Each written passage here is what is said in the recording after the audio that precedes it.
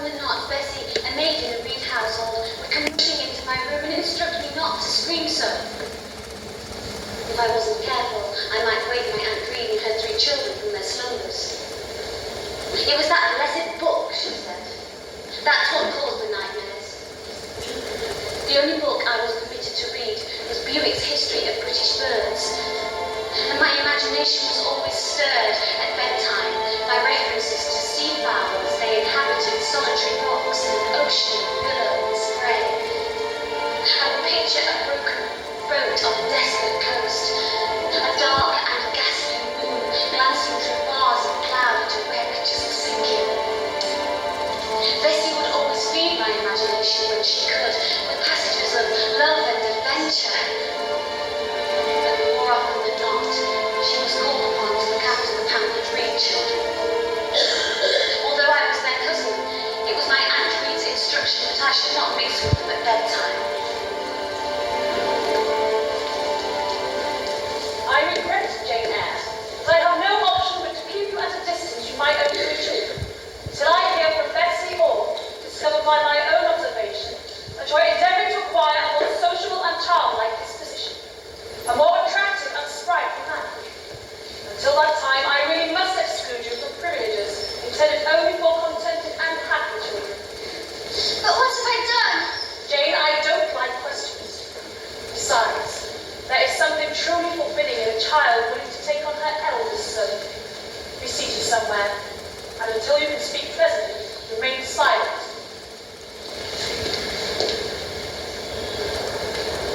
My heart was saddened by these words, and I was humbled by my physical inferiority to John, Eliza, and Georgiana Reed. But this isolation imposed on me by their mother wasn't such a punishment. With my book on my knee, I was happy. I feared nothing but interruption.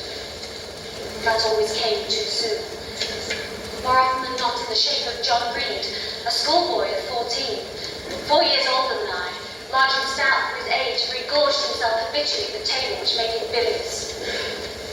One morning, having been dismissed from breakfast, I was seeking refuge with my book in a small room. What manner of mood? Where the dickens is she? Bessie! Georgie! She's not here! Tell me why she's gone out into the rain! Bad animal! She'll be hiding, brother. It's a little trick of hers. She's too cunning to get wet in the rain. She must be found. And she must be disciplined. For this behaviour is most unacceptable. I will not stand for it. Where are you,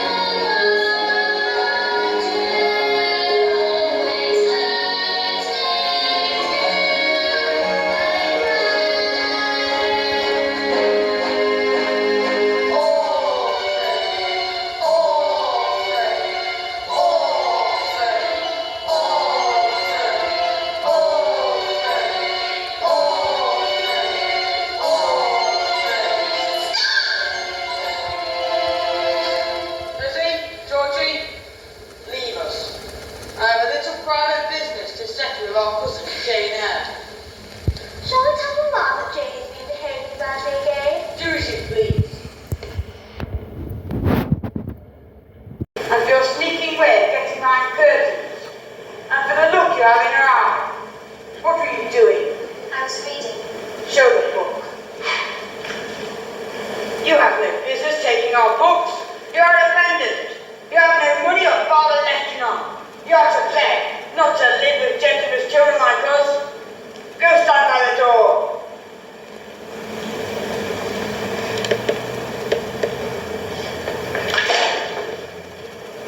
Wicked and cruel boy! You are like a murderer! You are like a slave driver! You are like a Roman emperor! What? I will tell Mama about this, but first... Get off me! Get off me! Get off me!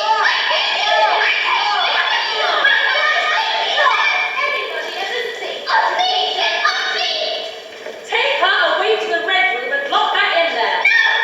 Oh no! I'm just like a wildcat! For shame, sir. What shocking conduct to strike you gentlemen to your master. Master! How is he my master? My servant? No, you are less than a servant. You look at your king. Sit down and think of your wickedness. You don't sit still, you must be tied down. And whenever you're gone to shoot a great one directly. Don't! I will not stir, mind you don't. Not to be trusted, this one. She never did stir before when she promised to be quiet. I've told Mrs. often enough my opinion of her, and Mrs. agreed. She's an underhand little thing. That's not true! God will punish her. He will strike her dead if it's one of her tantrums. And then we shall see what she has to say for herself.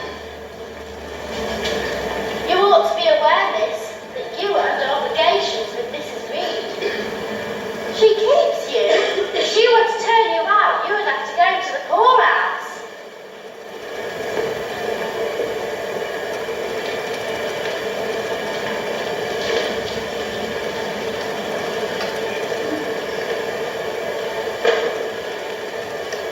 I had nothing to say to these words. They were not new to me. From my earliest recollections, they had been a vague sing-song in my ear, very painful and crushing, but only half intelligible. Bessie shut the door. The red room was a spare chamber seldom slept in, and I knew that it had been in this room that my Uncle Reed had breathed his last 9 years before. The door was locked, and no jail